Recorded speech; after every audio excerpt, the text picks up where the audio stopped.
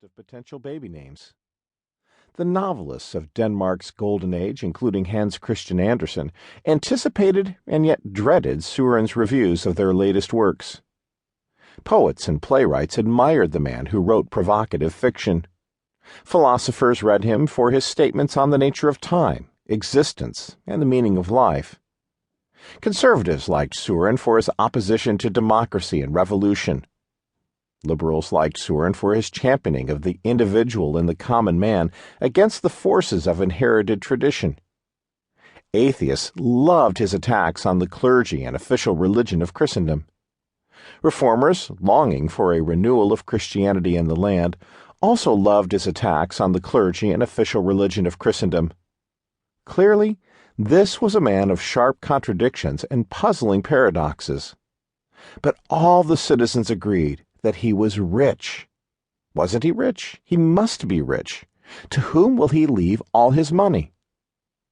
So it is that when on Friday, November 16, 1855, Denmark's most venerable newspaper announced, "On the evening of Sunday, the 11th of this month, after an illness of 6 weeks, Dr. Søren Åbo Kierkegaard was taken from this earthly life in his 43rd year by a calm death, which hereby is sorrowfully announced on his own behalf of the rest of the family by his brother, Peter Christian Kierkegaard." It did so with the full knowledge that enclosed in these simple lines raged a storm that threatened to spill out onto the quiet streets of Copenhagen and beyond. Or so they must have hoped. All these citizens had to get and share their opinions somewhere, after all. It was a good time to be a journalist.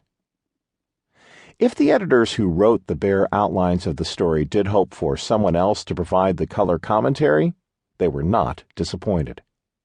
Other public figures were not reticent to opine on Søren's passing.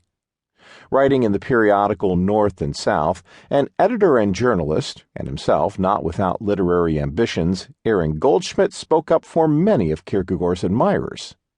He was, without a doubt, one of the greatest intellects Denmark has produced, but he died a timely death because his most recent activities had begun to gain him precisely the sort of popularity that he could never have harmonized with his personality.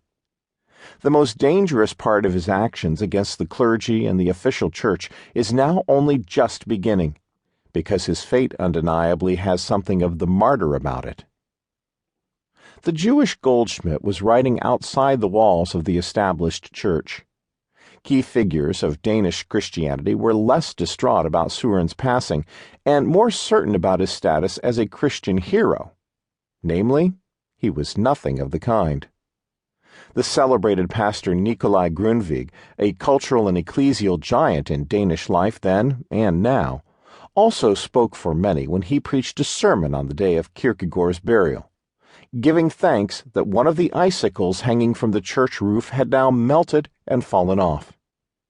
In a letter to a friend, Grundtvig said of Kierkegaard, "I do not wonder that he was surprised by death, for as long as the day of the Antichrist has not yet come, those who tinker with the national church will always come to grief, and quickly, just like false messiahs." To be labeled a great intellect, martyr, and false messiah all at once was no mean feat, but it was not only the religious and literary establishments that had their points of view. The scientific fraternity also made its voice heard. Kierkegaard was, evidently, a medical marvel, according to a group of research students who complained about the decision to bury Søren. He should, they said, have been given an autopsy instead of a traditional burial.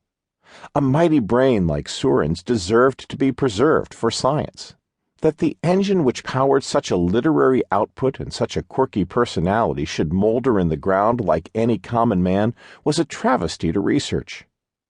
They complained to the hospital, but the hospital acquiesced to the wishes of the family. This was much to the relief of one of Søren's friends who had been present at the petition and who wrote in his memoirs, "I thought it decent of the hospital, but those who were enthusiasts of science did not think that sort of thing should be taken into consideration." Decency won out, but speculation over the contents of Kierkegaard's skull remained. He was said to suffer from a softness of the brain, wrote one of Søren's committed enemies. Was this responsible for his